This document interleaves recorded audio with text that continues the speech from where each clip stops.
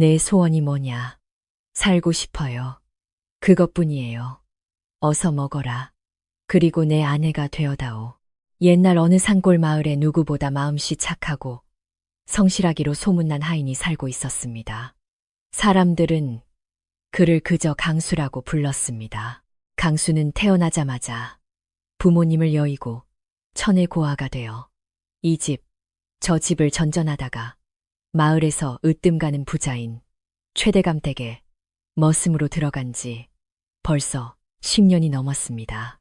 물려받은 낡은 옷 한 벌과 튼튼한 두 팔밖에 가진 것이 없었지만 그는 한 번도 남의 것을 탐내거나 자신의 일을 게을리한 적이 없었습니다.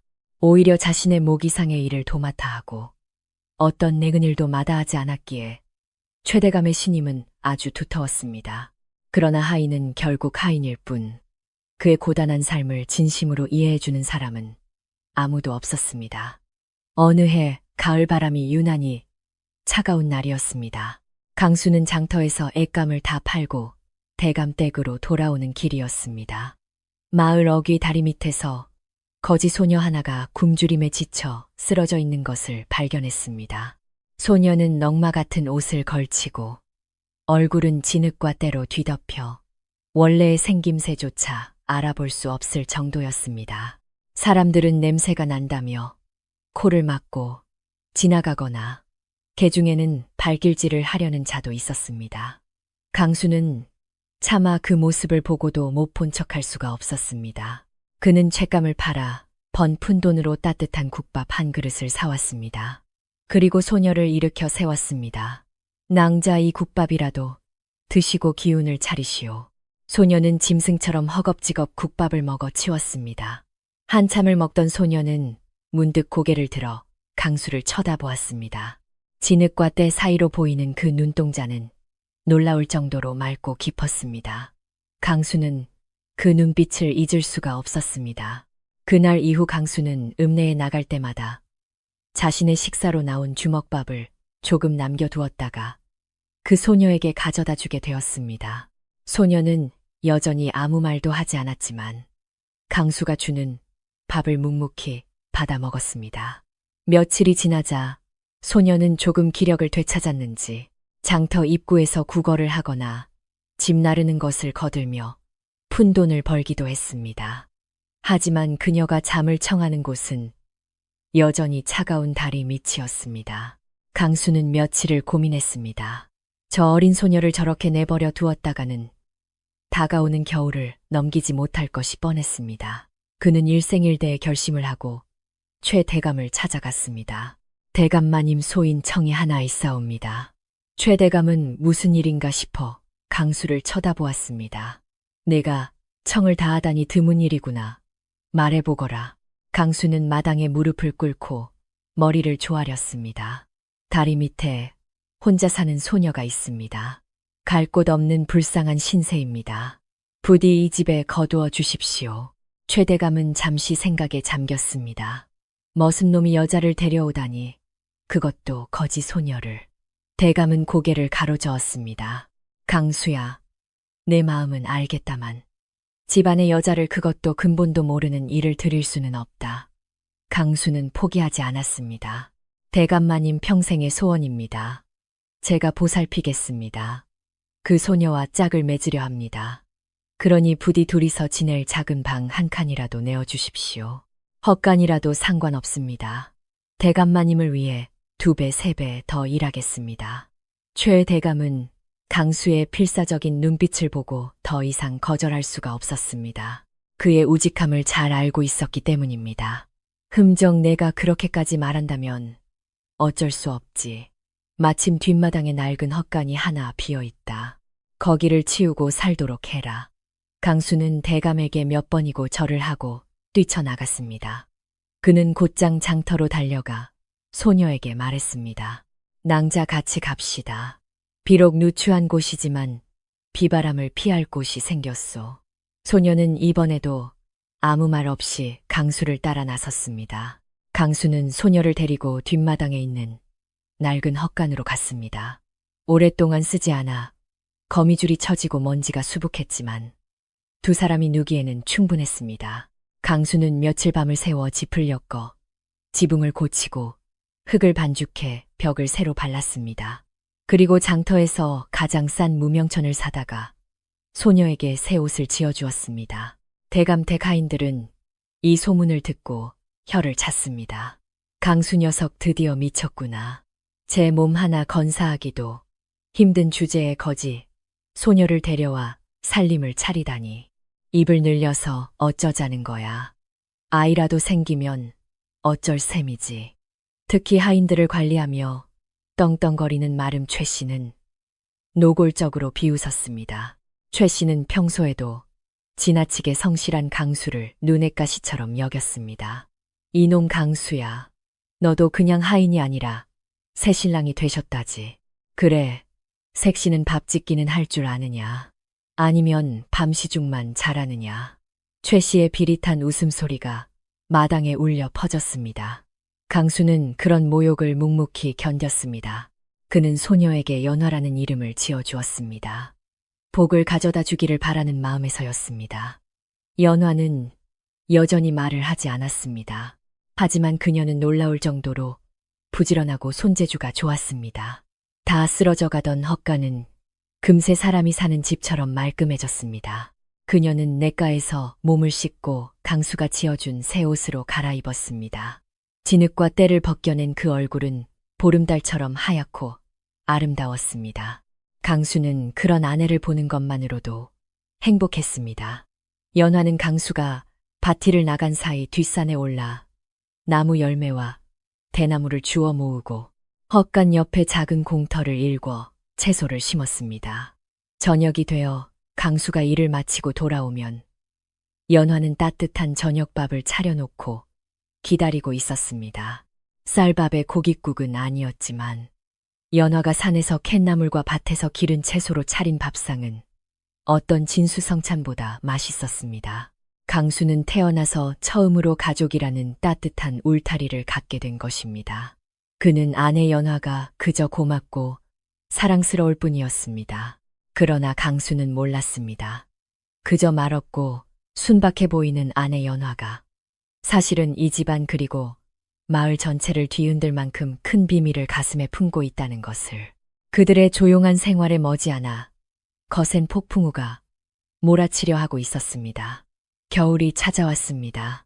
산골 마을의 겨울은 유난히 혹독하고 길었습니다. 강수와 연화가 사는 뒷마당, 헛가는 칼바람을 맞기에는 너무나 허술했습니다. 밤이 되면 황소바람이 흙벽을 뚫고 들어와 두 사람의 볼을 찔렀습니다. 강수는 화로에 불을 꺼뜨리지 않으려 매일 더 많은 장작을 패야만 했습니다. 그래도 두 사람은 행복했습니다. 보리밥에 국 한 그릇인 밥상이었지만 마주보고 앉아 먹는 것만으로도 온기가 피어났습니다. 연화는 여전히 한마디 말도 하지 않았지만 그 마음 씀씀이는 따뜻했습니다. 그녀는 강수가 겨울을 날 수 있도록 집신을 10켤레나 삼아 놓고 헌 옷을 기워 강수의 이불을 두툼하게 고쳐주었습니다. 강수는 그런 아내를 보며 고된 노동의 괴로움을 잊을 수 있었습니다. 하지만 두 사람의 소박한 행복을 시기하는 자가 있었습니다. 바로 마름 최 씨였습니다. 최 씨는 최대감 대꽃간 열쇠를 맡아 집안 살림을 도맡아 하는 실질적인 관리자였습니다. 그는 대감의 신임을 등에 업고 거드름을 피웠습니다. 최 씨는 처음부터 강수가 근본 없는 거지 소녀를 데려온 것을 못마땅하게 여겼습니다. 얼마 못 가 쫓겨날 거라 생각했던 것입니다. 그런데 연화가 말끔해지고 강수가 예전보다 훨씬 행복해 보이자 그의 배알이 꼴려 견딜 수가 없었습니다. 신분도 모르는 천한 것들이 행복을 누리는 꼴을 볼 수 없었던 것입니다. 최 씨의 괴롭힘은 음흉하고 집요했습니다. 그는 강수에게 일부러 가장 힘들고 더러운 일만 골라 시켰습니다. 강수야, 너는 힘이 남아돌아 계집까지 얻었으니 이 정도 일은 아무것도 아니겠지. 저기 뒷산에 얼어붙은 밭을 갈아엎고 오너라. 강수야, 장독에 금이 간 것 같으니 내가 밤새 지키고 서 있어라. 한겨울 꽁꽁 언 땅을 파헤치거나 사풍이 부는 밤새 장독대를 지키는 것은 고문이나 다름없었습니다. 강수는 묵묵히 일을 해냈지만 날이 갈수록 야위어 갔습니다. 그래도 연화 앞에서는 절대로 힘든 내색을 하지 않았습니다. 이것이 자신의 운명이라 여겼기 때문입니다. 그러던 어느 날, 한 달에 한 번 하인들에게 식량을 배급하는 날이었습니다. 최 씨는 큰 쌀가마니 앞에 앉아 저울을 들고 거만하게 앉아 있었습니다. 하인들이 차례로 자신의 몫을 받아갔습니다. 드디어 강수의 차례가 되었습니다. 최 씨는 강수를 위아래로 훑어보더니 겨가 잔뜩 섞인 형편없는 잡곡을 다른 하인들의 절반밖에 주지 않았습니다. 야, 강수, 너는 식구가 둘이니 이걸로는 모자라겠지. 하지만 어쩌겠느냐. 내 마누라가 일을 하는 것도 아니고 이게 내 몫이다. 거지. 부부는 거지답게 먹어야지. 최 씨는 비아냥거리는 목소리로 말했습니다. 강수는 치밀어 오르는 분노를 필사적으로 억누르며 고개를 숙였습니다. 고맙습니다. 그리고 적은 곡식을 자루에 담아 등을 돌렸습니다. 바로 그때였습니다. 강수의 등 뒤에 그림자처럼 서 있던 연화가 한 발 앞으로 나섰습니다. 연화는 여전히 아무 말도 하지 않았습니다. 하지만 그녀는 최 씨가 잡곡을 퍼담던 채박과 그 옆에 쌓인 흰 쌀가마니를 날카롭게 노려보았습니다. 그리고 최 씨가 장부에 무언가를 적는 모습을 뚫어지게 관찰했습니다. 최 씨는 연화의 기묘한 눈빛에 순간 등골이 서늘해짐을 느꼈습니다. 뭘 쳐다봐, 인연이. 말도 못하는 주제에 썩 꺼지지 못해. 최 씨가 소리를 지르자 강수는 황급히 연화의 팔을 끌고 헛간으로 돌아왔습니다. 그날 밤 강수는 한숨을 쉬며 말했습니다.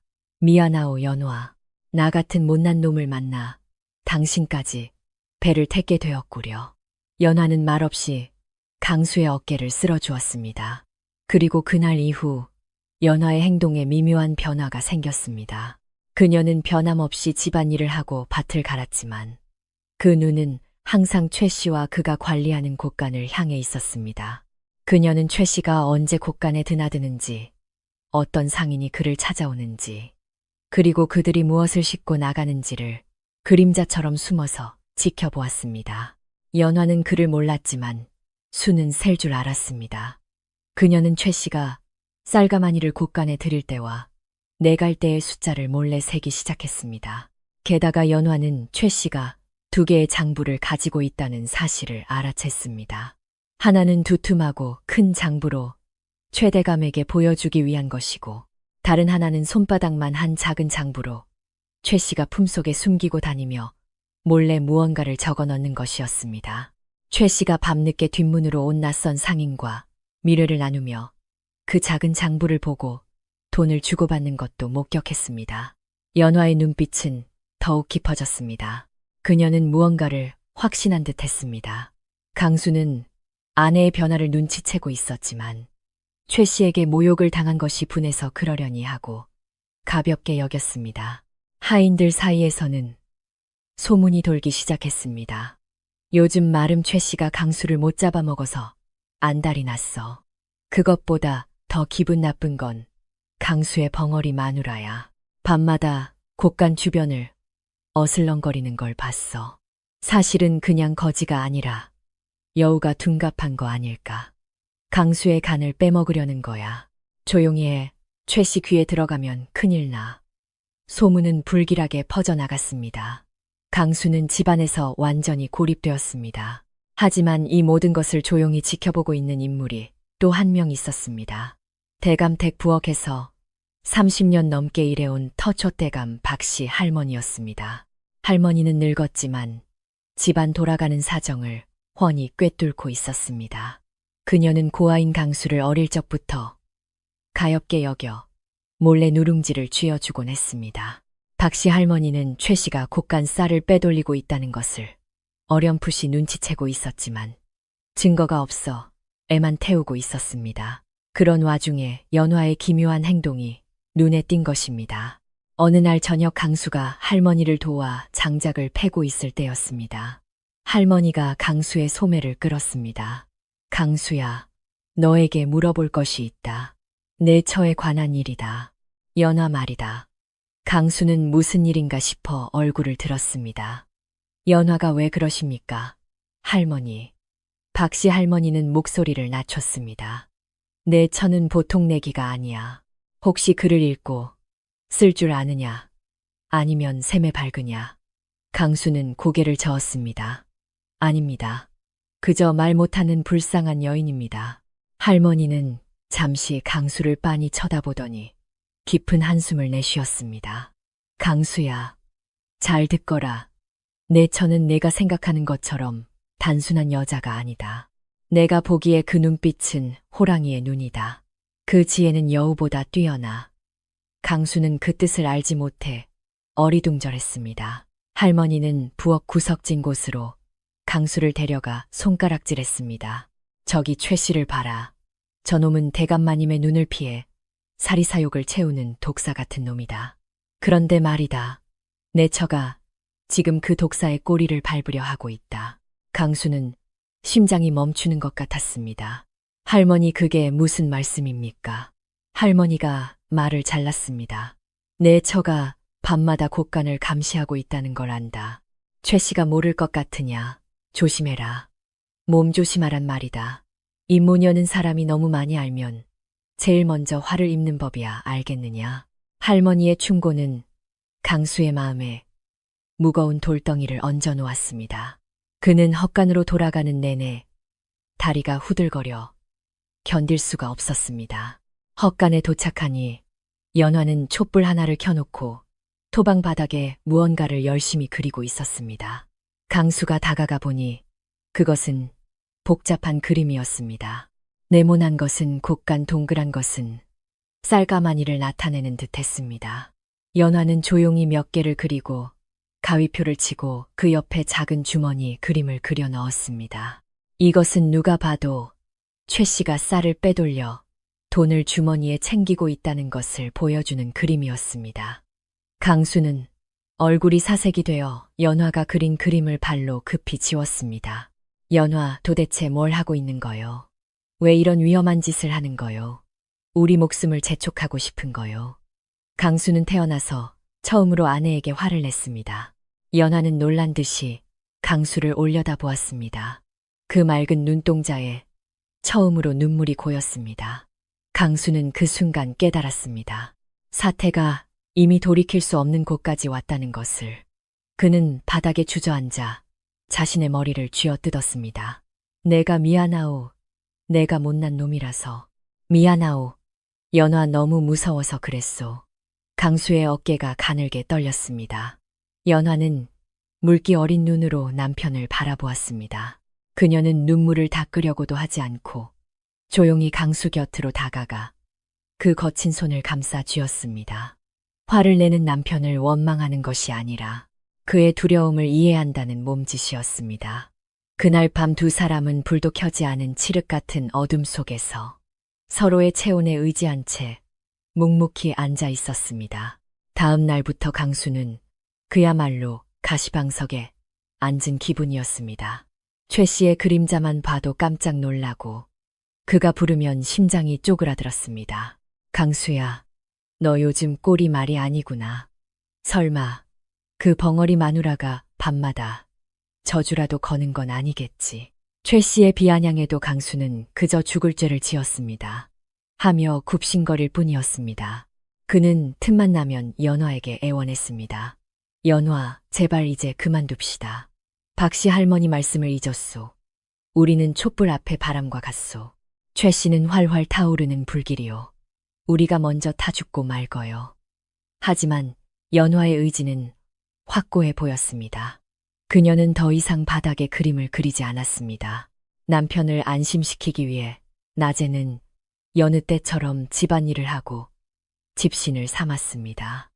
하지만 그녀의 눈빛은 변하지 않았습니다. 오히려 강수의 공포를 대신 짊어진 듯 더욱 단단하고 차갑게 빛났습니다. 강수가 잠든 깊은 밤, 연화는 바닥 대신 자신의 기억 속의 모든 것을 새기기 시작했습니다. 그녀는 바람 소리에 섞여 들리는 최 씨의 발자국 소리, 곳간 문이 열리는 횟수, 그리고 어둠 속으로 사라지는 쌀가마니의 수를 세는 것을 멈추지 않았습니다. 최 씨 또한 뭔가 이상한 기색을 느끼고 있었습니다. 강수가 자신을 극도로 두려워하는 것은 기분 좋은 일이었지만 저 계집의 눈이 거슬렸습니다. 순한 짐승 같던 눈이 이제는 자신을 꿰뚫어 보는 듯 날카로웠습니다. 감히 말도 못하는 천한 것이 최 씨는 일부러 강수 부부의 헛간 주변을 어슬렁거리기 시작했습니다. 두 사람이 무슨 꿍꿍이를 꾸미는지 캐내기 위해서였습니다. 그러나 들려오는 것은 지친 코골이 소리와 연화의 조용한 숨소리뿐이었습니다. 마을의 소문은 더욱 악질적으로 변했습니다. 강수의 마누라는 밤이 되면 여우로 변해 뒷산을 뛰어다닌다더라. 이 모든 것은 최 씨가 퍼뜨린 것이었습니다. 그는 부부를 고립시켜 마을에서 쫓아낼 심산이었습니다. 다른 하인들도 강수와 엮이는 것을 피했고 강수는 철저히 외톨이가 되었습니다. 그는 이 모든 것이 아내의 고집 때문인 것 같아 원망스러울 때도 있었지만 그런 아내를 지켜주지 못하는 자신이 한심해서 견딜 수가 없었습니다. 연화는 기록할 다른 방법을 찾아냈습니다. 헛간 구석에 버려져 있던 작은 돌멩이와 나뭇가지를 모았습니다. 그리고 강수가 잠든 후 차가운 돌을 낡은 천 위에 늘어놓기 시작했습니다. 긴 나뭇가지 하나는 쌀 한 가마니, 짧은 가지는 보리 한 말. 검은 돌은 최 씨가 착복한 돈 한 양. 그녀는 산가지 놀이를 하듯 지난 몇 달간의 부정을 돌과 나무로 재현해 나갔습니다. 달빛조차 들지 않는 어두운 헛간에서 연화는 손끝의 감각만으로 자신만의 장부를 만들어 갔습니다. 겨울은 깊어가고 칼바람이 헛간을 찢어 밟길 듯 불어닥쳤습니다. 강수는 얇은 이불을 아내 쪽으로 덮어주며 한숨을 쉬었습니다. 이런 추운 날에도 최 씨는 강수를 쉬게 하지 않았습니다. 강수야, 강물이 얼기 전에 나루터까지 가서 젓갈독을 받아오너라. 내가 제일 힘이 세니까 말이야. 나루터까지는 왕복 100리나 되는 길이었습니다. 강수는 새벽같이 나가서 해가 꼴딱 지고 나서야 무거운 독을 지고 돌아왔습니다. 어깨가 끊어질 것 같고 다리는 후들거렸지만 아내를 생각하며 걸음을 멈추지 않았습니다. 그날 밤 최 씨는 연화를 시험해 보기로 했습니다. 강수가 늦게 올 것을 알고 있었기 때문입니다. 그는 야심한 시각에 술에 취한 척하며 헛간으로 향했습니다. 야, 강수 아직 안 돌아왔느냐. 그는 고함을 지르며 낡은 문을 발로 차서 열었습니다. 문이 거칠게 열리고 칠흑 같은 방 안에 연화가 홀로 앉아 있었습니다. 최 씨는 술 냄새를 풍기며 들어갔습니다. 이런 새색시 혼자 있는 건가? 서방은 어디 갔지? 그의 음흉한 눈이 어둠 속에서 번들거렸습니다. 연화는 미동도 하지 않았습니다. 그녀는 방구석에 단정히 앉아 어둠 속에서도 최 씨의 눈을 똑바로 응시했습니다.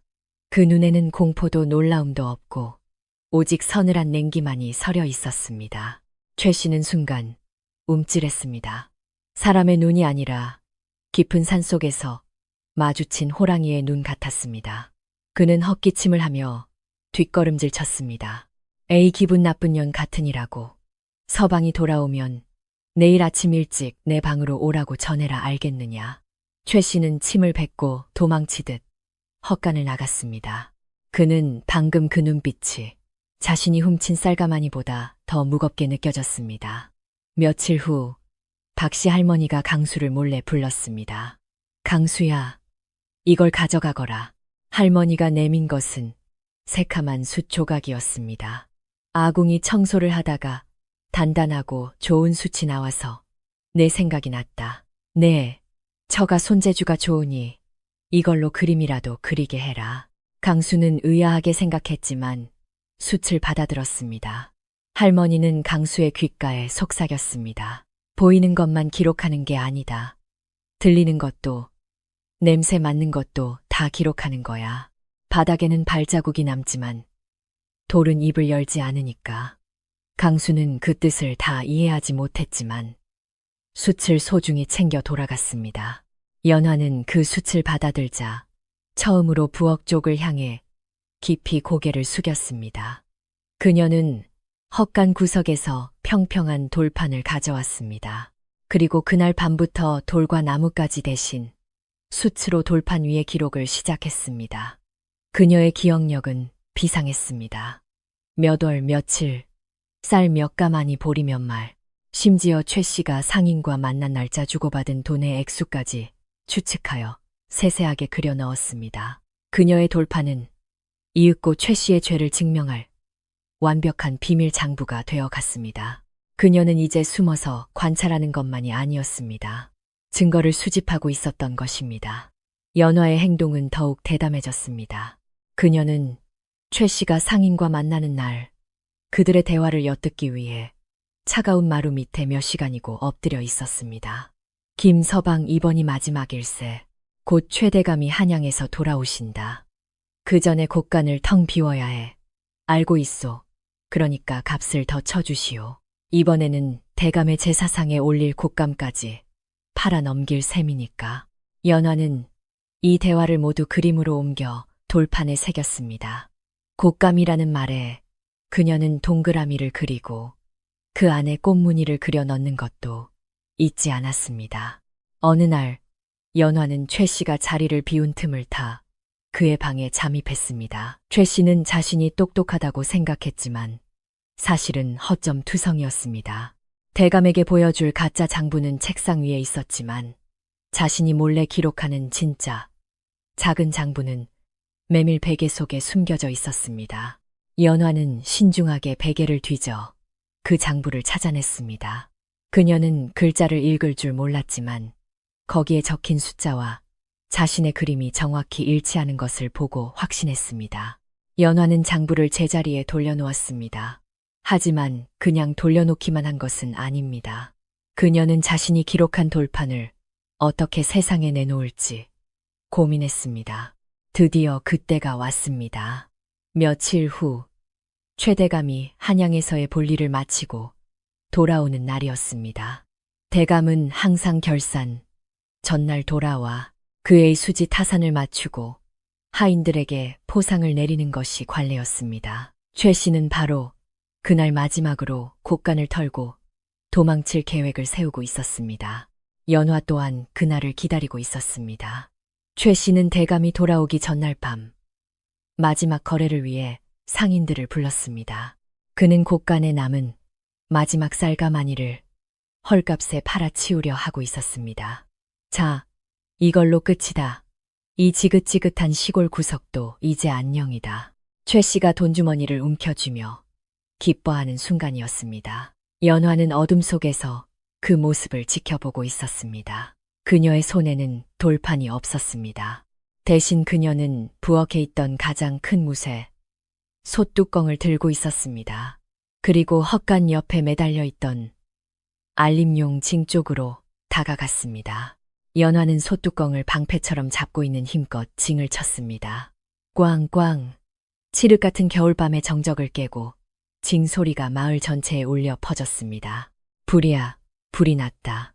연화는 징을 치면서 헛간을 가리켰습니다. 하지만 헛간에는 불이 없었습니다. 대신 쌀가마니를 훔쳐 도망치려던 상인들과 최 씨가 징 소리에 놀라 우왕좌왕하고 있었습니다. 아니, 저 벙어리 년이. 최 씨가 연화를 발견하고 덤벼들려는 순간 잠에서 깨어 뛰쳐나온 다른 하인들과 마을 사람들이 그 광경을 목격했습니다. 강수는 아내의 계획을 전혀 몰랐습니다. 그저 징소리에 놀라 뛰쳐나와 쌀가마니 앞에서 흉기 같은 몽둥이를 든 최 씨와 솥뚜껑으로 그를 막아서고 있는 아내의 모습을 보았습니다. 연화 강수가 소리쳤습니다. 그 순간 마을 입구에서 대감마님이 오신다는 소리와 함께 최대감의 가마가 나타났습니다. 모든 것이 연화의 계획대로였습니다. 그녀는 대감이 도착하는 시간에 맞춰 최 씨의 범행 현장을 모두의 앞에 드러낸 것입니다.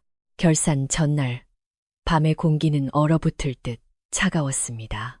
대감의 가마가 대문 안으로 들어서는 순간 아수라장이었던 마당은 시간이 멈춘 듯 조용해졌습니다. 쌀을 훔치려던 상인들은 그 자리에서 얼어붙었고 횃불을 든 마을 사람들은 멍하니 보고만 있었습니다. 최 씨는 몽둥이를 든 손을 내리지도 못하고 한양에서 돌아온 주인의 날카로운 눈빛과 마주했습니다. 그리고 그 앞에는 솥뚜껑을 방패 삼은 연화와 핏기 없는 강수가 서 있었습니다. 이게 도대체 무슨 난리냐. 최대감의 낮고 굵은 목소리가 울렸습니다. 가장 먼저 정신을 차린 것은 최 씨였습니다. 그는 이제 끝이라고 직감했지만 마지막 발악을 시도했습니다. 그는 쥐가 고양이를 무는 심정으로 몽둥이를 내던지고 대감 앞에 엎드려 큰 소리로 울기 시작했습니다. 대감마님, 대감마님 죽을 죄를 지었습니다. 제가 저 천한 연에게 속았습니다. 최 씨는 연화를 손가락질하며 소리쳤습니다. 사람들의 시선이 일제히 연화에게 쏠렸습니다. 대감마님께서 한양에 가 계시는 동안 저 여자가 밤마다 곡간을 털어 쌀을 빼돌리고 있었습니다. 제가 몇 번이나 목격하고 강수를 타일렀지만 놈들이 오히려 저에게 누명을 씌우려고 오늘 밤 저 상인들을 불러들여 남은 쌀을 팔아치우려는 것을 제가 목숨 걸고 막고 있었습니다. 그는 마치 정의를 구현하려다 봉변을 당한 것 같은 표정을 지었습니다. 저 여자가 갑자기 징을 쳐서 불이 났다고 소동을 피워 저를 도둑으로 몰려고 한 것입니다. 저녀는 벙어리가 아니라 요물입니다. 대감마님. 최 대감은 아무 말이 없었습니다. 그는 오랫동안 벼슬살이를 하며 별의별 인간 군상을 다 겪어본 인물입니다. 최 씨의 거짓 눈물 뒤에 숨겨진 교활함과 그가 손가락질하는 연화의 고요한 눈동자를 번갈아 보았습니다. 강수는 그저 아닙니다. 아닙니다. 아내는 하고 더듬거리며 공포에 질려 연화 앞을 막아서는 것밖에 할 수 없었습니다. 대감은 상인들을 보았습니다. 너희들은 뭐하는 놈들이냐. 상인들은 벌벌 떨 뿐 최 씨가 무서워 입을 열지 못했습니다. 최 씨는 이 기회를 놓치지 않고 목소리를 높였습니다. 대감마님, 저 부정한 연과 강수를 당장 곳간에 가두고 멍석마리를 하여 주십시오. 그때였습니다. 강수의 등 뒤에 숨어있던 연화가 조용히 걸어 나왔습니다. 솥뚜껑을 내려놓았습니다. 최 씨는 봐라. 이제 와서 비는 척하느냐 하고 비웃었습니다. 하지만 연화는 최 씨에게도 대감에게도 다가가지 않고 횃불이 비치는 마당 한가운데 흙바닥으로 걸어갔습니다. 그리고 떨어져 있던 나뭇가지 하나를 집어들었습니다. 사람들은 숨을 죽였습니다. 저 여자가 뭘 하려는 거지. 연화는 흙바닥에 그림을 그리기 시작했습니다. 네모난 곡간 동그란 쌀가마니 그리고 그 옆에 최 씨를 닮은 남자의 그림을 그렸습니다. 뭘 그리는 거야? 최 씨가 소리를 질렀지만 대감이 손을 들어 제지했습니다. 연화의 그림은 계속되었습니다.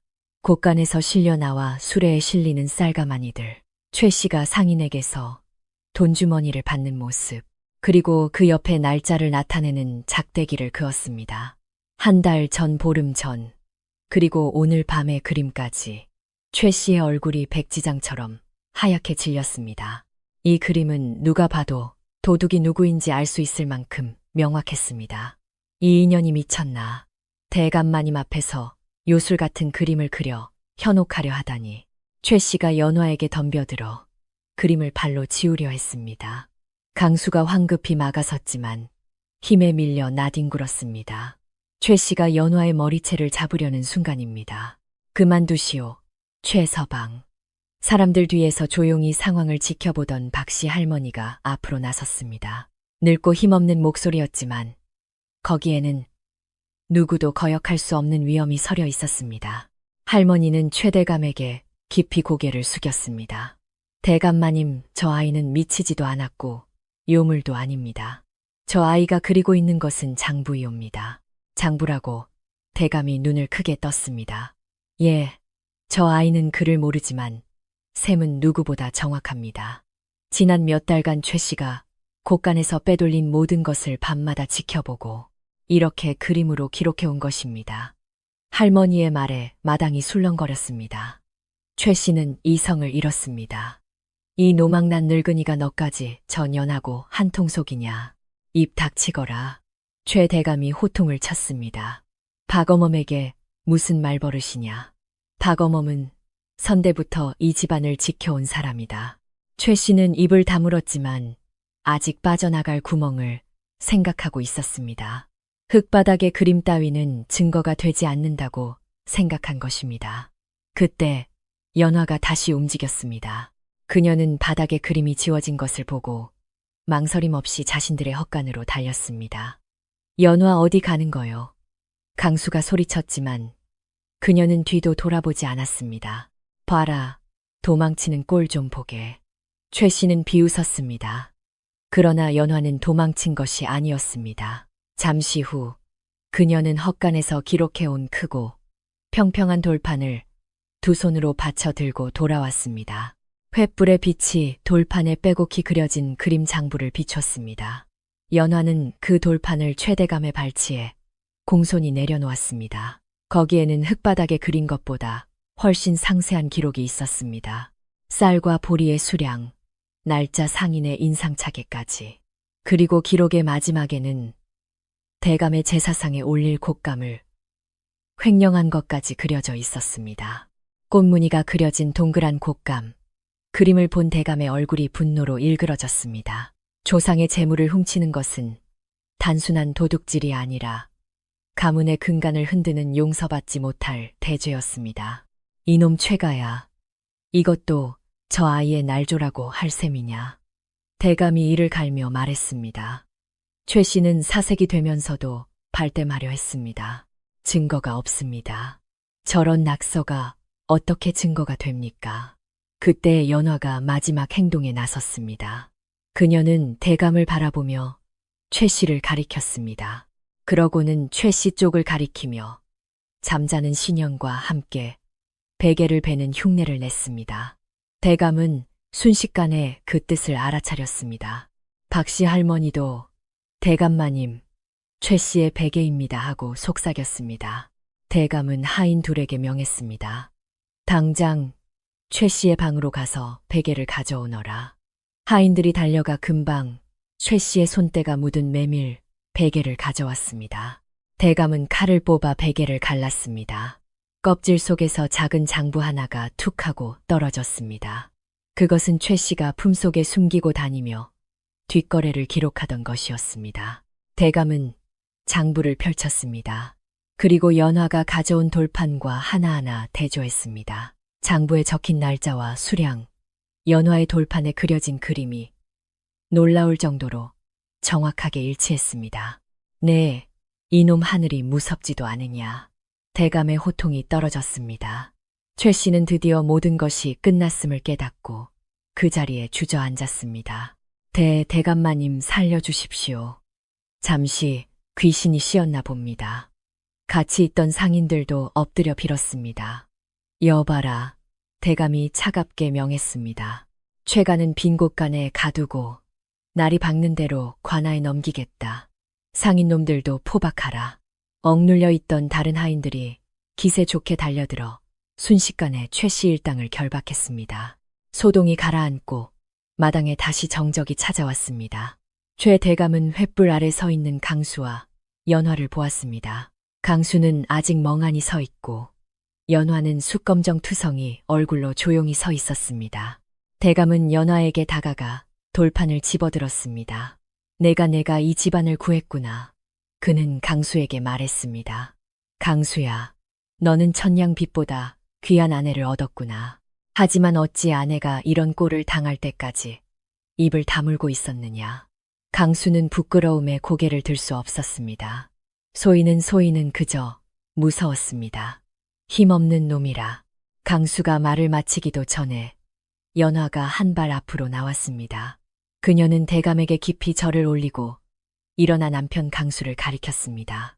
그리고 자신의 가슴 심장이 있는 곳을 두 번 두드리고 환하게 웃었습니다. 말은 없었지만 그 몸짓은 모든 것을 말하고 있었습니다. 이 사람은 저의 심장입니다. 세상에서 가장 착하고 따뜻한 사람입니다 하고요. 강수는 그 모습에 참지 못하고 엉엉 울음을 터뜨렸습니다. 대감은 그 모습을 지그시 바라보며 굳었던 표정을 풀었습니다. 밤 공기가 차다. 모두 안으로 들여라. 그리고 부부에게 말했습니다. 너희들도 오너라. 오늘 밤은 추운 헛간이 아니라 사랑채 따뜻한 방에서 쉬도록 해라. 박 어머니 두 사람에게 흰쌀밥을 고봉으로 퍼주고 고깃국도 따뜻하게 데워주게. 사랑채 방은 10년 만에 발을 들여놓은 강수에게 꿈만 같이 따뜻했습니다. 박씨 할머니는 곧 김이 모락모락 나는 쌀밥과 고깃국을 날라왔습니다. 강수는 황송해서 수저를 들지 못했지만 연화는 때가 꼬질꼬질한 얼굴로 조용히 수저를 들었습니다. 그 모습이 너무나 당당해서 대감은 저도 모르게 헛웃음을 지었습니다. 대감은 식사하는 두 사람을 지켜보았습니다. 최 씨의 비밀 장부와 연화의 돌판을 나란히 놓고 보면 볼수록 글자도 모르는 여인이 이토록 정확한 장부를 만들었다는 것이 믿기지 않았습니다. 강수야 고개를 들라 대감이 말했습니다. 사내란 자신의 가족을 지키는 법이다. 하지만 내가 두려워한 것은 너의 죄가 아니다. 최 씨가 악했던 것이다. 연화가 강수의 어깨를 토닥이며 밥을 먹으라고 눈짓했습니다. 그 눈에는 비난하는 기색 없이 오직 따뜻한 격려만이 담겨 있었습니다. 강수는 아내에게 지켜졌음을 깨달았습니다. 박씨 할머니가 차를 따르며 말했습니다. 대감마님, 저 아이는 말을 못하는 것이 아니라 말을 아끼는 것입니다. 세상에는 입만 산 사람이 많지만 저 아이는 자신의 눈과 귀로 세상을 담고 마음으로 진실을 말하는 아이입니다. 내 말이 맞다. 대감은 고개를 끄덕였습니다.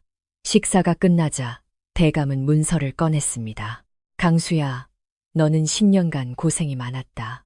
하지만 오늘 네 아내 덕분에 나는 큰 화를 면했다. 더 이상 너를 종으로 부릴 수는 없다. 대감은 말했습니다.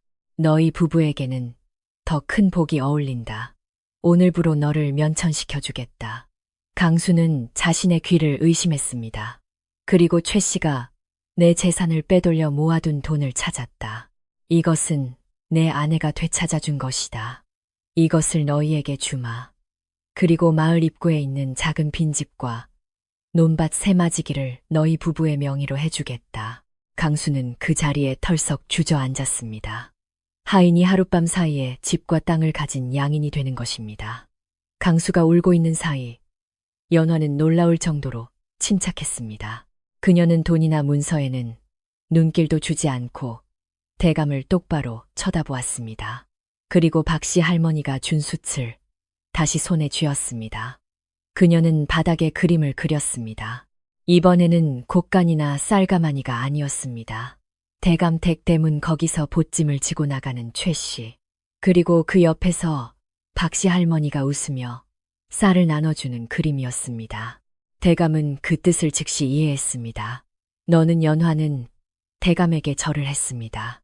그녀는 재산을 바란 것이 아니라 이 집의 곡간 열쇠를 정직한 박씨 할머니에게 맡겨달라고 청하는 것이었습니다. 이 집안의 기강이 바로 서기를 바란 것입니다. 대감은 이 말 못하는 며느리 앞에서 처음으로 부끄러움을 느꼈습니다. 자신의 재산을 지키는 것보다 집안의 도리를 중요하게 여기는 연화의 마음 씀씀이에 탄복했습니다. 알았다. 내 말대로 하마. 박어멈 내일부터는 그 무거운 솥뚜껑 대신 내 곳간 열쇠를 맡아주게. 자네야말로 이 집안의 기둥일세. 할머니는 눈시울을 붉히며 머리를 조아렸습니다. 연화는 그제야 희미하게 미소 지었습니다. 다음 날 마을은 발칵 뒤집혔습니다. 마름 최 씨가 잡혀가고 강수가 하룻밤 사이에 집주인이 되었다는 소식입니다. 사람들은 거지 소녀를 아내로 맞이하여 복을 받았다고 수군거렸습니다. 강수와 연화는 마을 입구에 작은 집으로 이사했습니다. 강수는 대감의 은혜에 보답하기 위해 자신의 밭을 열심히 일구고 대감댁에 쓰인 일이 생기면 바로 달려갔습니다. 그는 이제 머슴이 아니라 한 사람의 떳떳한 농사꾼으로 살아가기 시작했습니다. 연화는 여전히 말을 하지 않았지만 더 이상 헛간에 숨어 지내지 않았습니다. 그녀는 깨끗한 옷을 입고 밭을 가꾸었고 그 채소는 마을에서 제일 가는 품질이었습니다. 연화는 가끔 숯으로 돌판에 그림을 그렸습니다. 이제 장부가 아닙니다. 산에 꽃이나 나무 남편이 밭을 가는 모습 등 평화롭고 행복한 그림이었습니다. 마을 사람들의 태도도 변했습니다. 연화는 마을에 어려움이 있을 때마다 조용히 도움을 주었습니다. 가뭄이 들면 숨겨진 샘물을 그려서 알려주고 흉년이 들면 산에서 모은 열매를 나누어 주었습니다.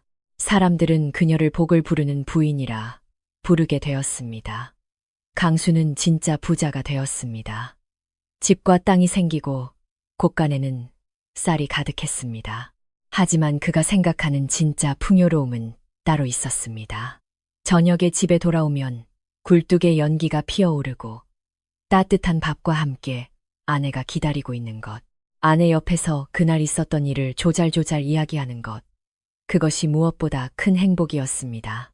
시간이 흘러 다시 봄이 왔습니다. 두 사람이 함께한 지 1년이 되는 날, 마당에 살구꽃이 만발했습니다. 강수는 장터에서 아내를 위해 고운 댕기를 사가지고 돌아왔습니다. 집에 들어서니 연화가 무언가를 보며 미소 짓고 있었습니다.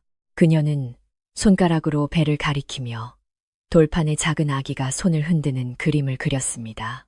강수는 숨이 참을 것 같았습니다. 여연화 그건, 연화는 강수의 손을 자신의 배에 갖다 대었습니다. 강수는 그 따뜻한 고동을 느끼며 무릎을 꿇고 아내를 껴안았습니다. 고맙소. 연화 정말 고맙소. 나 같은 놈에게 이런 과분한 복을. 연화는 남편의 등을 부드럽게 두드렸습니다. 그 눈동자는 봄 햇살보다 따뜻하고 많은 것을 말하고 있었습니다. 강수는 생각했습니다. 사람들은 내가 하룻밤 사이에 부자가 되었다고 한다. 하지만 이 재산도 아내가 없었다면 지키지 못했을 것이다. 내가 진짜 부자가 된 것은 저 다리 밑에서 떨고 있던 이 여인의 손을 잡은 순간부터였다고. 진정한 불안 쌀가만이나 돈이 아니라 서로를 믿고 아끼는 마음에 있는 것이라고. 한편 관아로 넘겨진 최 씨는 대감의 재산뿐만 아니라 다른 마을의 소장농들까지 괴롭힌 것이 드러나 중형을 받았습니다. 그는 감옥 안에서 자신이 깔보던 말 못하는 여인의 그림 때문에 파멸했다는 것을 후회하며 밤마다 연화의 차가운 눈빛을 떠올리고 떨었다고 합니다. 최대감은 박씨 할머니에게 열쇠를 맡긴 이후 집안 운수가 다시 트이는 것을 느꼈습니다. 그는 가난한 사람들을 돕고 가끔 강수의 집을 찾아가 연화가 그리는 세상, 돌아가는 그림을 보고 조언을 구했다고 합니다. 이 마을이 오랫동안 풍요롭고 평화로웠던 것은 이 말없는 현자의 지혜가 마을 전체에 스며들었기 때문일지도 모릅니다. 그렇게 마을의 밤은 깊어갑니다. 강수가 얻은 큰 복처럼 여러분에게도 따뜻하고 평안한 잠이 찾아오기를 바랍니다. 모든 근심 걱정은 토방의 그림처럼 바람에 흘려보내고 그저 박씨 할머니가 끓여준 차처럼 구수하고 온화한 꿈을 꾸십시오. 경사났네, 경사났어.